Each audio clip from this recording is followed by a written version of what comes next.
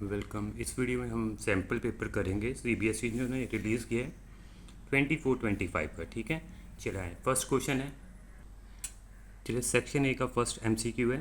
The graph of the quadratic polynomial p of x passes through this points, the zeros of the polynomial are. चार option दी हुई है।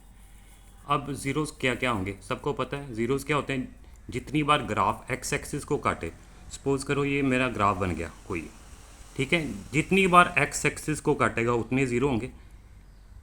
अब देखो x axis पे जब भी कोई काटता है तो वाई हमेशा क्या होता है, ज़ीरो होता है।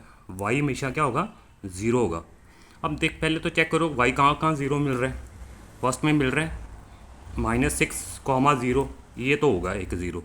ठीक है, यहाँ पे एक्स नहीं देखना, ये 0 -30 है, ये तो नहीं होगा। अगला 4, -20, यहाँ कोई ज़ीरो नहीं है, वाई ज़ीरो नहीं है। 6, 0, जहाँ पे वाई ज़ीरो है, वाई ज़ीरो है, ये दो हो सकते हैं। एक -6, 0 पे काटेगा, एक 6, 0 पे काटेगा। तो ज़ीरोज़ क्या हो गए, जो एक्स कोऑर्डिनेट होते हैं। -6, 6 ये ज़ीरोज़ होंगे। ठीक है, सो -6, 6 option D is the correct answer for this option, option D. ठीक है, क्लियर। चलिए सेकंड क्वेश्चन। चलिए सेकंड क्वेश्चन, द वैल्यू के four with the system of equation this and this is inconsistent. सबको पता है इनकॉन्सिस्टेंट इक्वेशंस कब होती हैं, मतलब नो सॉल्यूशन। ये दो पेयर ऑफ लीनियर इक्वेशन है, स्टैंडर्ड फॉर्म सबको पता है। कब होती है, जब a1/a2 equals to b1/b2 but not equal to c1/c2। Inconsistent मतलब नो सॉल्यूशन। अब ये दो इक्वेशन दी हुई थी ए और ए, ठीक है। इनकॉन्सिस्टेंट है a1/a2 इक्वल्स टू, a1 क्या होगा सबको पता है, पहली इक्वेशन में ये a1 है, ये b1 है, जो y को छोड़ के ये c1 है। ये a1, ये b1 और ये c1। उसी तरह दूसरी इक्वेशन आ जाओ, ये a2 x को छोड़ के ये b2 और ये c2। ठीक है, रख दो a1/a2 मतलब 3/5, 3 सॉरी यहाँ 6 था, इक्वेशन सेकंड में 6 था। ठीक है, a1/a2 3/6 इक्वल्स टू b1/b2 मतलब -k/b2 कितना है 10, not equals to c1/c2, c1/c2 7/3। ठीक है, अब सिंप्लीफाई कर ले, पहले दोनों ले ले, ये कैंसिल होके कितना आ जाएगा 1/2 आ जाएगा। मतलब अब 1/2 क्रॉस मल्टीप्लाई कर देंगे, पहले दो सेट ही ले लें। ठीक है, 1/2 इक्वल्स टू -k/10, तो ये इधर आ जाएगा 10/2 इक्वल्स टू -k, कितना आ गया 5, और माइनस साइन इधर दिखा देंगे, के कितना आ जाएगा -5, के इक्वल्स टू जो माइनस था इधर आ जाएगा -5। सो चेक करेंगे ऑप्शन कौन सी होगी, के equals to -5। Option B is the correct answer for this question, option B is correct. ठीक है, चलिए थर्ड क्वेश्चन। थर्ड क्वेश्चन है, which of the following statement is not true. A number of secants can be drawn at any point on a circle. मतलब कह रहा है कि number of सीक्वेंट्स draw कर सकते हैं कोई भी पॉइंट हो सर्कल के ऊपर, यहाँ से कितनी सीक्वेंस ड्रॉ कर सकते हैं, ऐसे भी हो सकती है, ऐसे भी हो सकती है, नंबर ऑफ सीक्वेंस। यस, पहली तो ट्रू है, पहली ट्रू है। ठीक है, दूसरी, only one tangent can be drawn at any one point on the circle. Circle के ऊपर कोई पॉइंट हो, कितनी टेंजेंट ड्रॉ कर सकते हैं, सिर्फ एक ही टेंजेंट ड्रॉ कर सकते हैं। कोई भी एक पॉइंट ले लो, उसके ऊपर से एक ही टेंजेंट ड्रॉ कर सकते हैं, मतलब option B is also true. C, a chord is a line segment joining the 2 points on a circle. Yes, chord की डेफिनेशन ही है वो लाइन सेगमेंट जो सर्कल को 2 पॉइंट पे ज्वाइन करने के बाद मिलती है, ये कॉर्ड होती है। ये भी ऑप्शन सही है। अब option D, from A point inside a circle 2 tangent can be drawn. अगर कोई पॉइंट सर्कल के अंदर है, मान लो ये पी पॉइंट है, 2 टेंजेंट ड्रॉ कर सकते हैं। यहाँ से तो कोई भी ड्रॉ नहीं कर सकते। अगर मैं ड्रॉ करूँगा लाइन, वो तो सर्कल को 2 पॉइंट पे इंटरसेक्ट कर देगी। तो टेंजेंट होती है जो सर्कल को सिर्फ एक ही पॉइंट पे टच करे, ये तो 2 पॉइंट पे टच कर देगी। मतलब ऑप्शन डी क्या आ जाएगी, incorrect. So option D is not true. ठीक है, आई होप क्लियर। और फोर्थ क्वेश्चन है, if the nth term of AP is 7n-4, the common difference of the AP is. 4 option दी हुई है। ठीक है, nth टर्म दी हुई है आपको 7n-4, कॉमन डिफरेंस। तो n की जगह क्या पुट कर दो, 1 और 2, तो कॉमन डिफरेंस निकल के आ जाएगा 1 रखेंगे। शॉर्टकट भी दिखाऊंगा अभी मैं, बिना निकाले भी। 1 रखा तो फर्स्ट टर्म आ जाएगी 7 माइनस 4 यानी कि 3, फर्स्ट टर्म आ गई 3।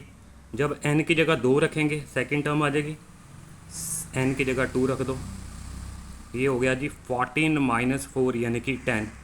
अब कॉमन डिफरेंस होता है क्या, second term minus first term, second term I 10 और फर्स्ट टर्म आई थी 3, तो कितना बचा 7।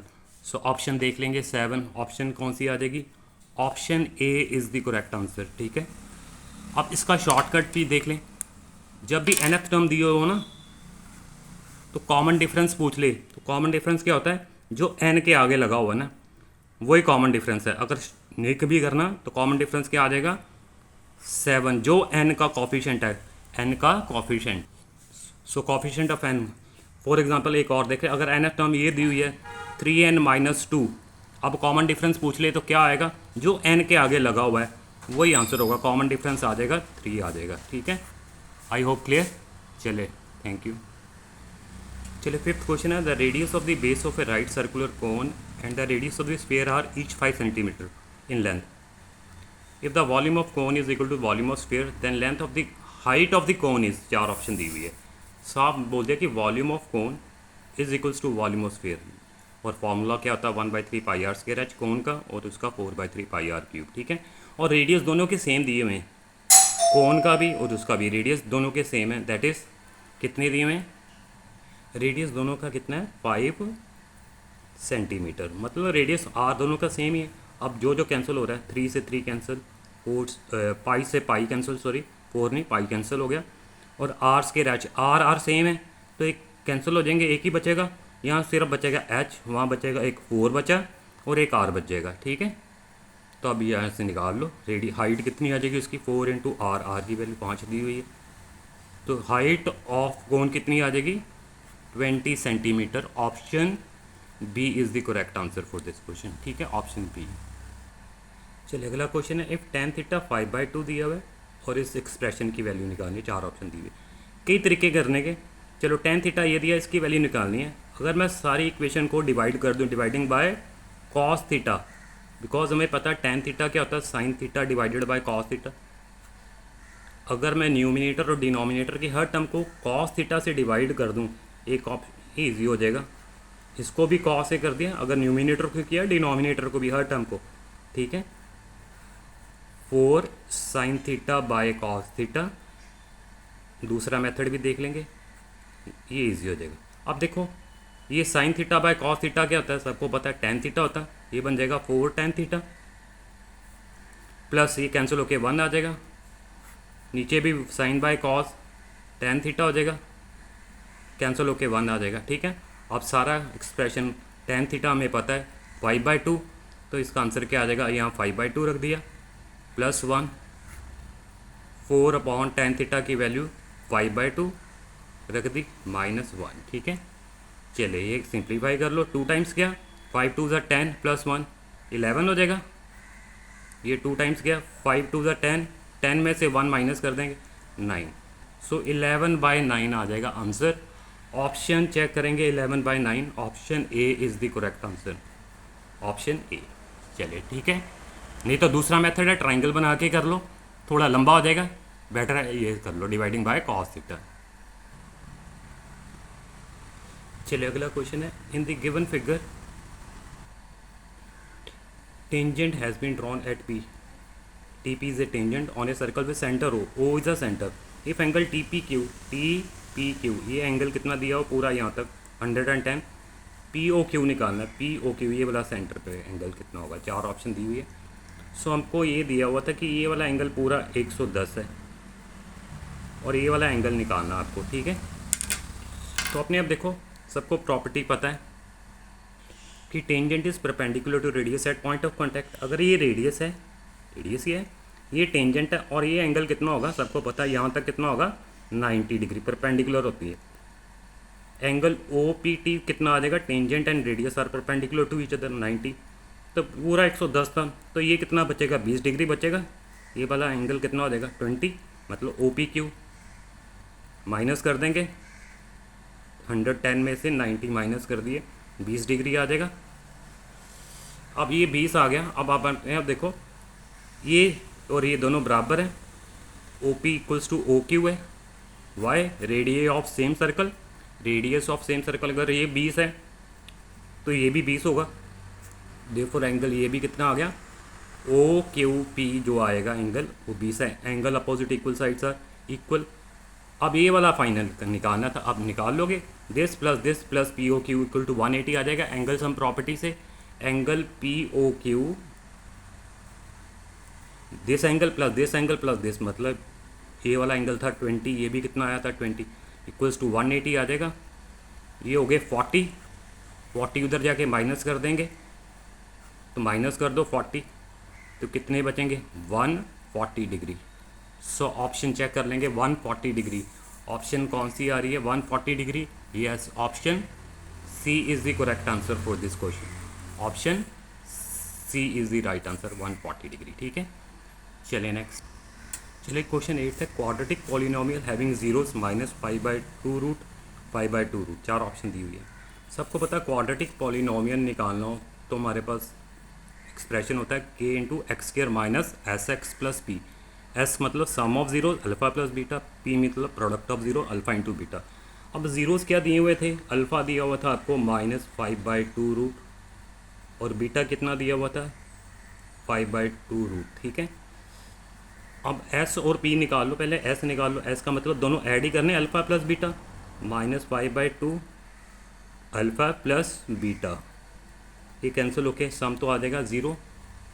ठीक है, प्रोडक्ट भी निकाल लो, मतलब अल्फ़ा इंटू बीटा, पी मतलब अल्फ़ा इंटू बीटा करेंगे, मल्टीप्लाई करना 5/2 मल्टीप्लाई बाय 5/2 रूट 5 मिलके 5 बन जाएगा, सबको पता है, रूट टू मिलके 2 बन जाएगा और माइनस साइन दिखेगा, ये आ चुका है।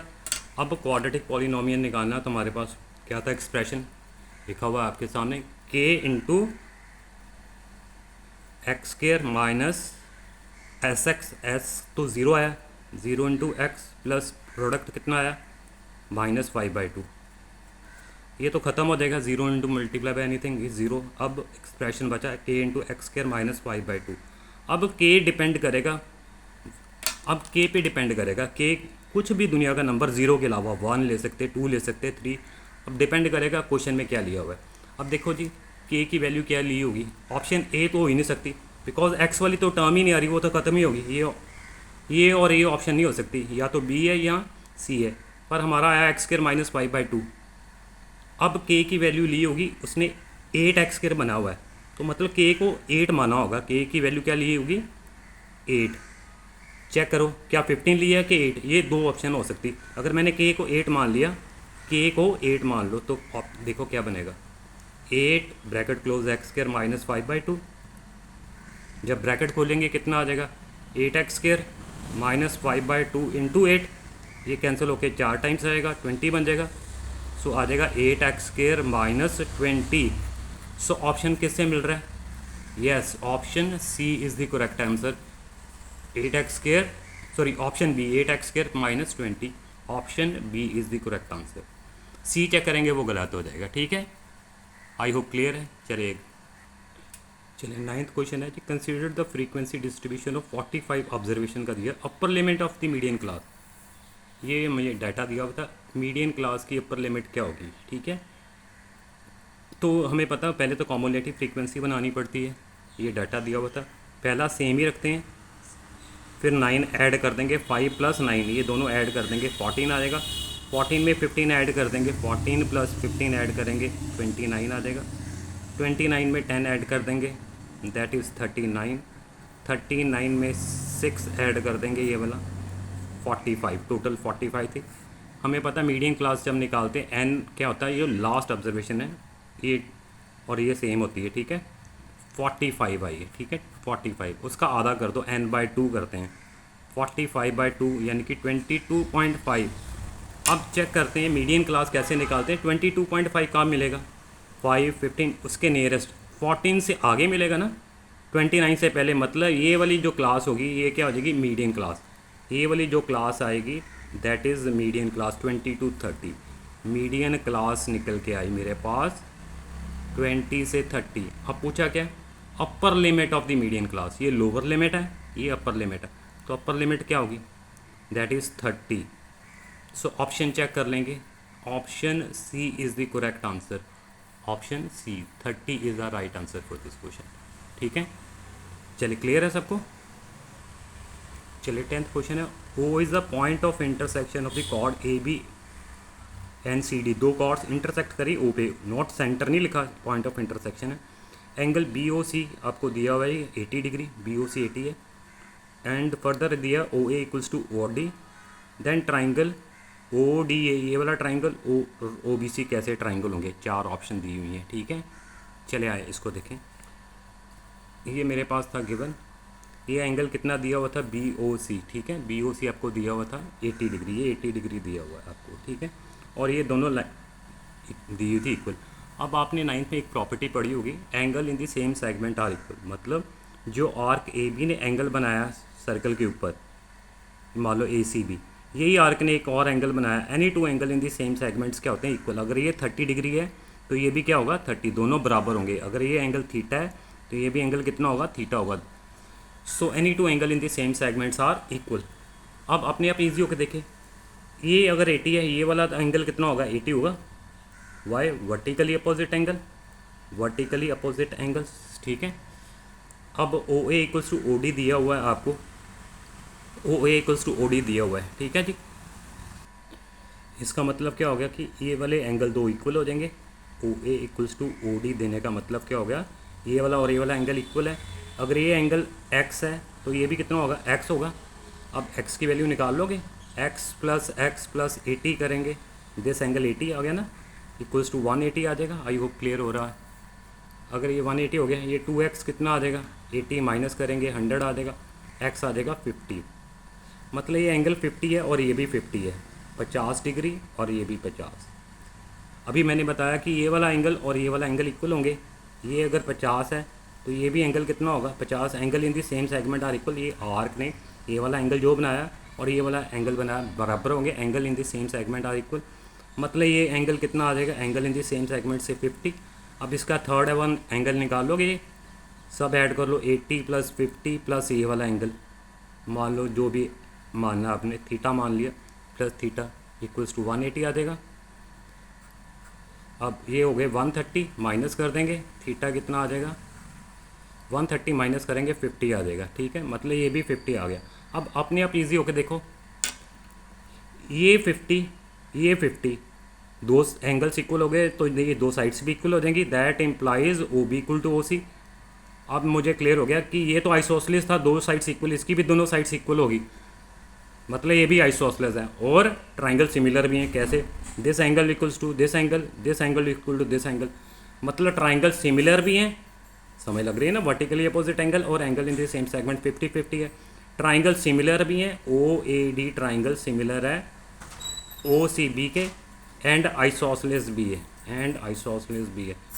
सो ऑप्शन क्या आ जाएगी, दोनों ट्राइंगल सिमिलर है और आइसोसेलेस भी हैं। So option B, isosceles and similar, option B. थोड़ा मैंने शॉर्ट में समझाया, फिर भी ट्राई करें एक बार रिकैप करके, ज़्यादा मैंने एक्सप्लेन कर दिया वर्बली। चले अगला क्वेश्चन। चलिए 11th question, the roots of the quadratic equation x square plus x minus 1 equal to 0। चार ऑप्शन दी हुई हैं। ठीक है, रीड कर लें। सबको पता है क्वाड्रेटिक इक्वेशन के रूट्स क्या है, डिस्क्रिमिनेंट ग्रेटर देन 0 आ जाए तो रियल रूट्स एंड डिस्टिंक्ट होती हैं। आगे फर्दर क्लासिफिकेशन है,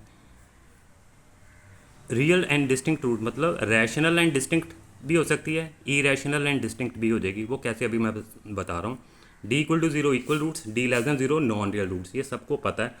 इक्वेशन थी मेरे पास, अभी मैं एक्सप्लेन कर रहा हूँ। ये थी, इसका पहले डिस्क्रिमिनेंट निकालो। डिस्क्रिमिनेंट क्या है, बी स्क्वायर माइनस 4ac, और ए बी सी सबको पता है, स्टैंडर्ड फॉर्म से कंपेयर कर देंगे। बी कितना होता है, एक्स को छोड़ के, बी कितना है 1, मतलब 1 ही है ना, -4 इंटू ए कितना है 1 और सी कितना है -1, तो कितना आ जाएगा डिस्क्रिमिनेंट, 1 प्लस हो जाएगा ना, -4 दैट इज़ 5। डिस्क्रिमिनेंट आया मेरे पास 5, पहला ही केस आ जाएगा, डी ग्रेटर देन 0 है। अब रियल एंड डिस्टिंक्ट रूट है, ऑप्शन देखो, irrational and distinct and rational and distinct. Rational कब होगी, जब डिस्क्रिमिनेंट परफेक्ट स्केयर हो। डिस्क्रिमिनेंट क्या हो, परफेक्ट स्केयर। परफेक्ट स्केयर का मतलब 4 हो, 9 हो, 25 हो, परफेक्ट स्क्वायर है ना 36, ये परफेक्ट स्क्वायर नंबर है। तब रियल एंड तब रैशनल आएंगी, रूट्स क्या आएंगी, रैशनल एंड डिस्टिंक्ट। अगर डी नॉन परफेक्ट आए, नॉन परफेक्ट, तब कैसी होती हैं, इरेशनल एंड डिस्टिंक्ट। फिर क्या होती हैं, इरेशनल एंड डिस्टिंक्ट। यहाँ रैशनल होंगी, यहाँ क्या होंगी, रैशनल एंड डिस्टिंक्ट। अब देखो डी कैसा आया, डी आया है 5, नॉन परफेक्ट ही आया है। जब नॉन परफेक्ट आए तो रूट्स क्या होंगी, irrational and distinct, irrational and distinct. Okay, I hope clear है सबको। अगर डिस्क्रिमिनेंट 25 आ जाता फिर होती रैशनल एंड डिस्टिंक्ट, ठीक है, फिर rational and distinct. I hope clear है, इजी होके देख ले, ठीक है। चलिए क्वेश्चन 12 है, theta equal to 30 degree then value of 3 tan theta. ये तो बहुत सिंपल हो गया, ठीक है, थीटा 30 है, 3 tan थीटा की वैल्यू पूछिए, 3 tan थीटा की जगह 30 रख दो, और tan 30 की वैल्यू सबको पता होगी, tan 30 इज़ 1/√3, तो 3/√3। ऑप्शन चेक कर लेंगे, yes option C is the correct answer for this question, ठीक है। चलिए नेक्स्ट क्वेश्चन, चलिए अगला क्वेश्चन है, the volume of a solid hemisphere, solid लिखा हुआ है, ठीक है, hemisphere is this one, total surface area of the solid hemisphere in square centimeter. तो वॉल्यूम ऑफ हेमीस्फीयर ये दिया हुआ था, और पूछा क्या है, टोटल सरफेस एरिया, वो सबको पता है हेमीस्फीयर का टोटल सरफेस एरिया कितना होगा, 3πr², मतलब रेडियस की ज़रूरत है। तो वॉल्यूम का फॉर्मूला सबको पता होना चाहिए, 2/3πr³ इक्वल टू 396/7। यहाँ से कैलकुलेट कर लो, 2/3 22/7 इंटू r³ इक्वल टू 396/7, ठीक है। दैट इम्प्लाइज r³ की वैल्यू कितनी आ जाएगी, 396/7, ये क्वांटिटी ऊपर चली जाएगी 3 और 7, ठीक है, 3 भी गया, 7 भी ऊपर चला गया, ऊपर वाले नीचे आ जाएंगे, 2 × 22। आई होप क्लियर है, कैलकुलेट कर लेंगे, ये कैंसिल हो जाएगा, 11 के टेबल पे जाएगा, 11 2 ज़ा, ये कैंसिल कर लोगे, 2 2 ज़ा 4 हो गया, 4 9 ज़ा 9 3 ज़ा 27, r³ की वैल्यू आ गई 27, तो r निकल के आ जाएगा, ये 3 का क्यूब है, ये 3 से 3 कैंसिल, रेडियस निकल के आ गया 3 सेंटीमीटर, रेडियस 3 सेंटीमीटर है।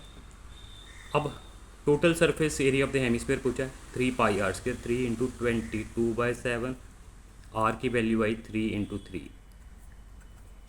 आंसर ऑप्शन में कैलकुलेट करना पड़ेगा, इन टर्म्स ऑफ पाई नहीं दिए हुए, ये होएगा 3 3 ज़ा 9 3 ज़ा 27, 27 × 22 मल्टीप्लाई कर लो, चलो 1415 495 594/7 सेंटीमीटर स्क्वायर। ऑप्शन चेक करेंगे, yes option B is the correct answer, option B is the correct answer, ठीक है। क्वेश्चन 14 है, bag contain 24 balls, 4 are blue, 11 are green and rest are white. One ball is drawn at random. Probability that the drawn ball is a white color ball, ठीक है। Total balls कितनी दी हुई थी, 24, blue थी 4, 11 थी green, और red पता नहीं है, तो रेड निकल आएगी, सभी ऐड कर देंगे, रेड वाली 24 से मिला के ये हो गए 15 plus red, sorry white, sorry ये वाइट है, ठीक है, मैंने करेक्शन कर दिया, वाइट, तो वाइट कितनी आ जाएंगी, माइनस कर देंगे, वाइट आ जाएगी 24 - 15, यानी कि 9 बॉल्स हैं वाइट।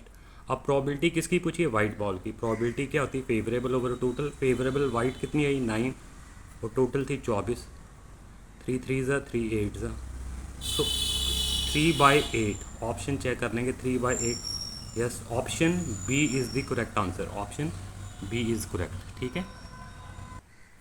15th क्वेश्चन है, the point on x axis पूछा, नियरेस्ट सबसे नज़दीक जो पॉइंट है इस पॉइंट के, -4, -5 पे। चले मान लो ये x इक्वल्स टू -4 है, y इक्वल्स टू -5, ये पॉइंट आ जाएगा -4 -5, रफली ये आ जाएगा। अब सबसे नज़दीक वाला पॉइंट जो x एक्सिस पे मिलेगा इस पॉइंट से, ये भी पॉइंट हो सकता है, ये भी पॉइंट हो सकता है, ये भी पॉइंट हो सकता है, ऐसे तो कई पॉइंट हो सकते हैं। नियरेस्ट पॉइंट कौन सा होता है, perpendicular distance is the shortest distance, याद रखना। मतलब यहाँ से जो परपेंडिकुलर ड्रॉप किया है वो सबसे छोटा डिस्टेंस, नियरेस्ट डिस्टेंस होगा परपेंडिकुलर टू 90, तो -4 पे कट करेगा, और सबको पता है एक्स एक्सिस पे y तो 0 होगा, ये -4 0 आ जाएगा। So point on x axis जो सबसे नियरेस्ट है वो परपेंडिकुलर डिस्टेंस होगा, that is -4,0। Option B is the correct answer. So concept is perpendicular distance is the shortest distance. ठीक है। 16th क्वेश्चन है, which of the following give the middle most observation of the data. Middle most observation क्या होती है? Median होता है। Middle most observation जब भी कोई डाटा दिया हो असेंडिंग ऑर्डर में या डिसेंडिंग ऑर्डर में, ठीक है, मान लो ये असेंडिंग ऑर्डर में दिया हुआ है, तो मिडल मोस्ट ऑब्जर्वेशन ये जो होगी, दो इधर से छोड़ी दो इधर से, अगर टोटल 5 ऑब्जर्वेशन है that is called median. Median, ठीक है। अगर मैंने बोला ए बी सी 3 ऑब्जर्वेशन दी हुई असेंडिंग ऑर्डर में, तो बी क्या होगा? मीडियन। मिडल मोस्ट ऑब्जर्वेशन जो होगी that is called the median. ठीक है। चले अगला क्वेश्चन है जी हमारे पास, a point on x axis which divides the line segment A B in the ratio 1:2, द पॉइंट कौन सा होगा? एक्स एक्सिस पे है तो वाई हमेशा 0 होगा ही होगा। चले आई करें सेक्शन फॉर्मूले से, ये पॉइंट ए था, 2 -3, बी था 5 6, 1:2 में डिवाइड करा है, तो कोऑर्डिनेट क्या आ जाएंगे पॉइंट के? कोई फॉर्मूला याद करने की ज़रूरत नहीं।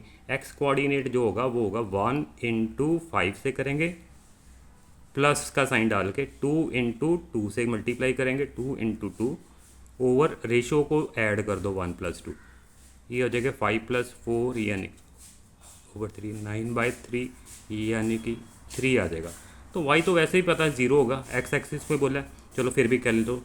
1 × 6, 1 × 6, 1 को 6 से मल्टीप्लाई करेंगे, प्लस का साइन डाल के 2 × -3, 2 × -3 और नीचे रेशो को ऐड कर दो, 6 - 6 ओवर 3 यानी कि 0/3 यानी कि 0।